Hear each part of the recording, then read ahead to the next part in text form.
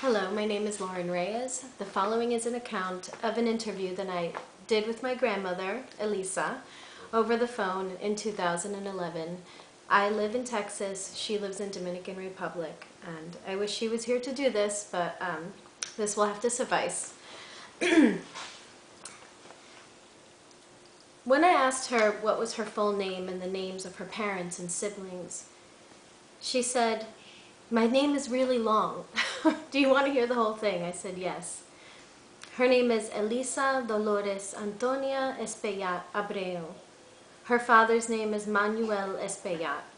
Her mother's name is Bernaida Abreu. Her sister's name is Milta Milagro Espaillat Abreu. Where and when were you born? Please tell me the story of your birth and include information about how you were fed as a baby and why. She said, "I was born in Dominican Republic in a city named La Vega. I was born December 16th, 1930. My sister Milta was born before me on November 12th in 1929. We both were born naturally. Most women had a midwife, but my mother got a doctor. We were delivered by a doctor. My mom did not breastfeed me. His name was Dr. Pepito Garcia. What was your childhood like? Where did you play, go to school? What did you eat? Who took care of you?" Well, my mother divorced my father. My grandparents raised us. I had a nice childhood. My best friend died. We did everything together. This was when she was thinking about recently. She married a plastic surgeon and went to Mexico. My mother was a school teacher. She married my father 3 times. The only thing that will make me not marry him again is for us to go to the U.S., is what my grandmother, Mama Nana, great-grandmother, Mama Nana, said to my grandma. So she came to the United States, left my grandmother. She got a job in a factory, and then she called for my grandmother to come to the United States. When and why did you come to the United States? When I was 19, I went to live in New York. I was supposed to become a lab tech. I went to Columbia University. I couldn't afford it. At those times, they didn't give scholarships. I made $80 a week. I made dresses, bridal gowns. What was your profession and how did you choose it? When I went to New York, my Uncle Abreu gave me help with naturalization papers. I got my green card right away in 1952. I used to work with your grandmother. She meant my paternal grandmother. No, excuse me. She meant her husband's mother. She introduced her to my grandfather. If you could have chosen any other profession, what would it have been? I was very upset about not becoming a lab tech. I worked very hard all my life.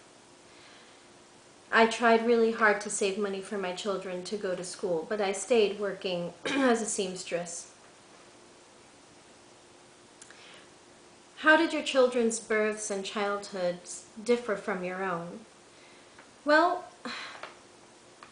when I was growing up, I had a very natural time with my grandchildren. Here, they take the baby away from you. Then when I got home, I didn't have any milk. She was born in St. Vincent's. I took a pill to not have milk, and I never got milk again. What were the challenges you faced with being an immigrant? I didn't face any challenges. No, thanks God, I never had any problems. I became a citizen right away. If you knew what your life would be like in the U.S. before you came, would you have made the same choices? Yes, I'm happy I came to the U.S. Over here, the crime and the drugs are so bad. This is talking about Dominican Republic, where she lives right now. I'm so happy I came to the U.S. What would your life have been like if you would have never come to the U.S.? In Santo Domingo, my aunt had a pharmacy. The the rich people here send their kids to the United States. They have a better life if they get better choices. Um, what are your greatest accomplishments? I would say that my 4 daughters are my greatest accomplishment. I would have liked to have been able to pay for college for them. What are your greatest joys? This was a hard one for her to answer. She said her favorite food is lasagna. Meat, sauce, everything is imported in Dominican Republic, so it's hard for her to have it. She has diabetes, but it's under control. Every day she eats rice, beans, meat, chicken, turkey. She eats lots of salad and fruit, broccoli, cauliflower, and yogurt. What do you know about our ancestors? Where did they come from? Well, we spoke about our ancestors before, and I told you how they were Native Americans, and then the Spanish came, and then more people came, and more people came. They were nice people, and then things changed. My grandfather had a big store with food, fabric, buttons, shoes, etc. My grandmother never worked. She used to crochet a lot. What does the term American dream mean to you? Did your American dream come true? Well, I thought I was going to be a lab tech. Then my mother said she couldn't afford it. That was my dream. But when I got married, my mother-in-law wanted me to go to college. I could have gone to City College, but I had my children, and they're my greatest joy. I went to work for Vera Wang making bridal dresses. I always got off by 3:30 so that I could be there when the kids got off school. I worked on the top line for 20 years. Ah, such is life.